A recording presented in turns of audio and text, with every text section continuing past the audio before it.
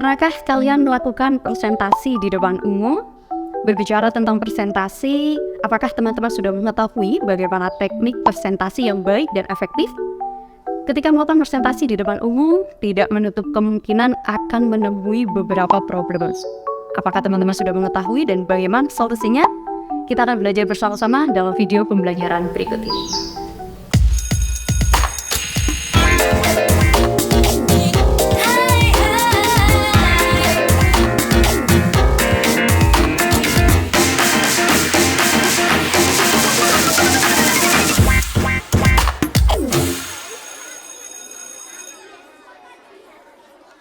Hai teman-teman, apa kabar kalian semuanya? Semoga senantiasa dalam keadaan sehat.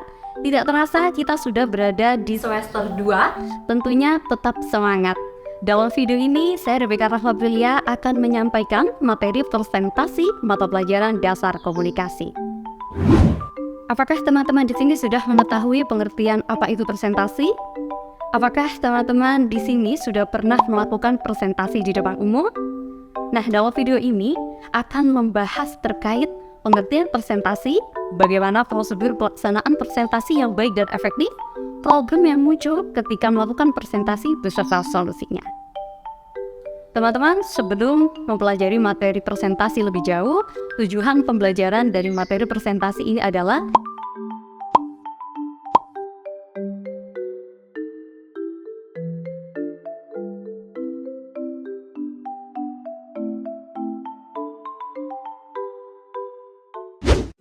teman-teman, kita akan membahas pengertian tentang presentasi. Apa itu presentasi? Presentasi merupakan salah satu bagian teknik komunikasi yang dilakukan melalui suara, gambar, dan bahasa tubuh yang bertujuan untuk menyampaikan informasi maupun opini. Selanjutnya, manfaat presentasi. Apa sajakah manfaat dari presentasi itu? Yang pertama, memberikan informasi kepada orang lain secara langsung. Memberikan pemahaman tentang sebuah pesan. Ketiga, audiens dapat menikmati pesan dari komunikator secara terbuka. Keempat, melatih keterampilan dan keberanian berkomunikasi seseorang. Nah, teman-teman, kalau tadi kita sudah membahas pengertian, fungsi dan juga manfaat dari presentasi, sekarang kita akan memasuki prosedur pelaksanaan presentasi. Bagaimanakah prosedur pelaksanaan presentasi yang baik dan efektif? Apakah kita perlu mempersiapkan materi atau kita mengenali karakter audiens terlebih dahulu? Mari kita simak, inilah penjelasan dari prosedur presentasi. Selanjutnya, bagaimanakah prosedur dari presentasi yang baik dan efektif? Yang pertama, mempersiapkan materi dan kuasai bahan yang akan dipresentasikan. Hal ini bertujuan agar pesan dapat tersampaikan dengan mudah dan dipahami oleh audiens. Dan yang kedua, mengenali karakter audiens agar mengetahui gambaran atau persiapan apa sajakah yang dapat dilakukan sebelum presentasi berlangsung. Hal ini menghindari dari membuat bosan para audiens dan juga bisa mencairkan suasana. Yang ketiga, meningkatkan kepercayaan diri. Hal ini sangat penting sekali bagi para pemateri untuk meningkatkan kepercayaan dirinya agar para audiens percaya dan yakin bahwa materi yang disampaikan adalah tepat dan benar. Yang keempat adalah manajemen waktu. Penggunaan waktu yang efektif artinya bagaimana pemateri dapat menyampaikan sebuah informasi untuk audiens yang nantinya bisa memberikan pengalaman baru dan berharga bagi mereka. Seorang pembicara yang memberi jeda, memberikan waktu kepada audiens untuk bereaksi. Misalnya, dengan tertawa dan menghabiskan waktu membangun hubungan dengan melibatkan para audiens. Bagaimana teman-teman? Sudah paham ya terkait prosedur tahapan melakukan presentasi yang baik dan efektif? Menurut buku yang berjudul The Art of Speaking, karya Nurullah Isna Awanila, beliau menyampaikan bahwa berbicara di depan publik dalam kenyataannya tidak semudah yang kita bayangkan. Ketika menyampaikan materi di depan umum, juga tidak menutup kemungkinan akan menemui beberapa masalah.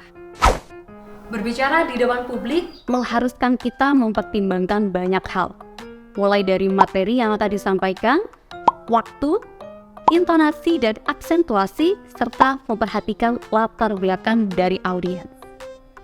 banyak faktor yang harus dipertimbangkan ketika kita akan berbicara di depan umum. Nah, berikut adalah masalah yang seringkali dirasakan seseorang ketika harus berbicara di depan umum dan solusinya.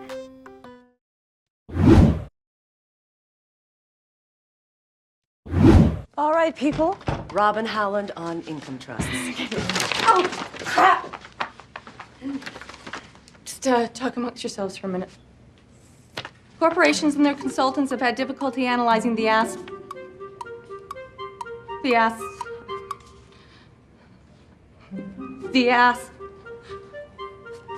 liquidity?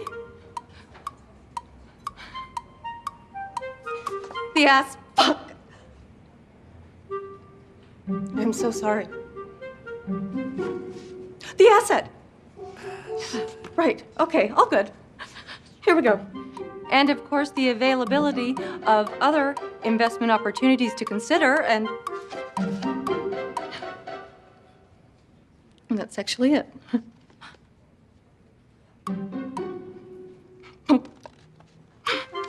Oh.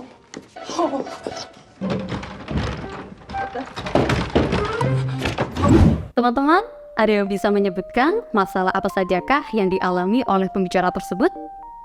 Ya, benar, kurangnya rasa percaya diri. Akibatnya apa? Kurang percaya diri dapat mengakibatkan orang merasa takut untuk berbicara di depan umum. Nah, penyebabnya kurangnya kasih sayang pada masa anak-anak ini juga menjadi salah satu faktor seseorang menjadi tidak percaya diri. Kemudian pikiran negatif, kurangnya wawasan, terlalu sering membandingkan diri dengan orang lain, ini juga bisa membuat seseorang menjadi kurang percaya diri. Lalu bagaimanakah solusinya? Yang pertama adalah lupakan masa lalu. Jadikan pembelajaran di masa lalu untuk menjadi pribadi yang lebih baik ke depannya. Nah, untuk solusi yang kedua adalah perluas wawasan. Dengan cara apa? Salah satunya adalah dengan membaca buku. Dengan membaca buku, maka pengetahuan kita akan bertambah. Tidak hanya itu saja, untuk yang selanjutnya adalah menambah lingkup pergaulan. Nah, dengan ini kita akan belajar bersosialisasi dengan siapapun. Secara tidak langsung, itu akan meningkatkan kepercayaan diri kita. Solusi yang ketiga adalah kenali calon audiens. Dengan kita mengenali calon audiens kita siapa, maka kita bisa melakukan persiapan-persiapan yang bisa dilakukan. Nah, itu nanti juga akan memberikan informasi-informasi yang lebih banyak kepada para audiens dan bisa membuat kita lebih percaya diri. Solusi yang keempat adalah persiapkan segala sesuatu dengan baik dan maksimal. Dengan kita melakukan persiapan seperti menyiapkan materi, kemudian mempelajari siapakah audiens yang akan kita berikan materi, itu akan memberikan informasi lebih mengenah kepada para audiens dan lebih maksimal tentunya. Solusi yang kelima adalah memahami penggunaan kalimat efektif. Kalimat efektif harus dapat digunakan untuk mengungkapkan gagasan, maksud, atau informasi kepada orang lain secara lugas sehingga gagasan tersebut dapat dipahami. Contoh kalimat tidak efektif. Dalam pembukaan public speaking biasanya sering terjadi, seperti hadirin sekalian dimohon berdiri. Nah, kalimat yang tepat adalah tidak perlu kata hadirin, karena kata hadirin sudah memiliki makna majemuk. Kalimat efektifnya adalah hadirin dimohon berdiri. Nah, bagaimana teman-teman? Sudah merasa lebih percaya diri belum sekarang? Kalau belum, teman-teman bisa menyaksikan video di durasi awal dalam pembelajaran video pembelajaran ini.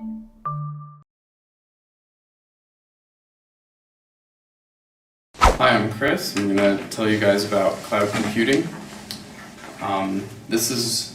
People have been starting to work on the idea of cloud computing for about 5 years now. The basis of it is that the internet can be used to remotely provide software, services, data, and also processing to individual users. Nah, teman-teman, kita sudah menyaksikan video sebelumnya. Kira-kira problem apa yang terjadi di video sebelumnya? Ya, kaku atau kurang luas. Lalu penyebabnya apa?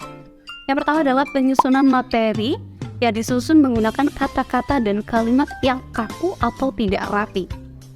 Kemudian yang kedua, kurangnya penguasaan terhadap materi yang akan disampaikan kepada audiens.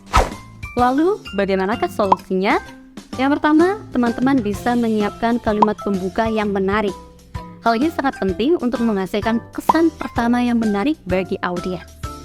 Nah, untuk solusi yang kedua adalah jangan terlalu sering membaca materi, karena dapat membuat audiens kita kurang memahami topik yang sedang disampaikan. Untuk solusi yang ketiga adalah menyampaikan materi dengan formal namun santai. Hindari menyampaikan sebuah informasi dengan intonasi yang terlalu rendah, karena hal ini akan membuat kita terkesan kurang semangat. Sedangkan sikap formal yang kita tujukan kepada audiens tidak boleh membuat penampilan kita terkesan kaku. Sesekali kita bisa menyelipkan sedikit lelucon agar dapat mencairkan suasana.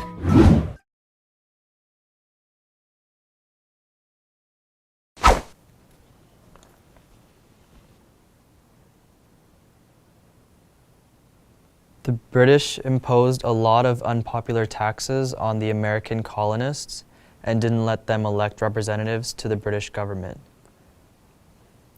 In retaliation, the Americans started to boycott British goods. In 1773, Americans in Massachusetts dumped a shipload of British tea into Boston Harbor. This became known as the Boston Tea Party. Nah, teman-teman, kita sudah menyaksikan video sebelumnya. Kira-kira problem apa yang muncul dalam video sebelumnya? Ya, problemnya adalah tidak memahami materi. Kurang memahaminya materi memiliki dampak presentasi akan kacau. Lalu bagaimanakah solusinya? Yang pertama adalah menentukan tujuan dari materi. Ada 5 tujuan presentasi, yaitu memberitahu, mendorong, meyakinkan, bertindak, dan juga menghibur. Nah, untuk yang kedua adalah menyusun materi. Materi harus disusun secara akurat, realistis, dan rapi dengan melakukan riset sebelumnya. Yang ketiga adalah membaca berulang-ulang materinya. Carilah sumber pendukung ketika ada poin yang tidak kita pahami atau diskusikan dengan orang lain yang kita anggap lebih memahami topik tersebut. Dan yang terakhir adalah mempersiapkan pengetahuan tambahan mengenai topik, karena nantinya akan ada pertanyaan yang diberikan oleh audiens. Hal ini sangat penting karena menunjukkan bahwa pemateri memahami materi yang sedang disampaikan. Keterampilan komunikasi berperan sebagai salah satu kunci penting untuk menghadapi perubahan paradigma pada abad 21. Bermanfaat bagi siswa untuk mengidentifikasi sumber informasi yang akurat, menyaring informasi sebagai pengetahuan baru, dan menjadikan informasi sebagai tambahan pengetahuan dalam pengembangan dirinya. Selain keterampilan kolaboratif, berpikir kritis, dan juga kreatif. Oleh sebab itu, keterampilan komunikasi sangat perlu dikuasai oleh teman-teman sebagai siswa di abad 21. Effective communication is 20% what you know and 80% how you feel about what you know. Komunikasi adalah 20% dari apa yang kamu tahu, 80% bagaimana kamu merasa akan apa yang kamu tahu. Kutipan ini disampaikan oleh Jim Rohn. Demikian tadi penyajian singkat tentang materi presentasi. Selanjutnya, teman-teman bisa memperkaya materi dengan mengakses sumber belajar di web atau buku paket. Saya Rebecca Rahmapria, pamit undur diri dan salam semangat. Belajar di mana saja, kapan saja, dan dengan siapa saja. Salam, sampai jumpa.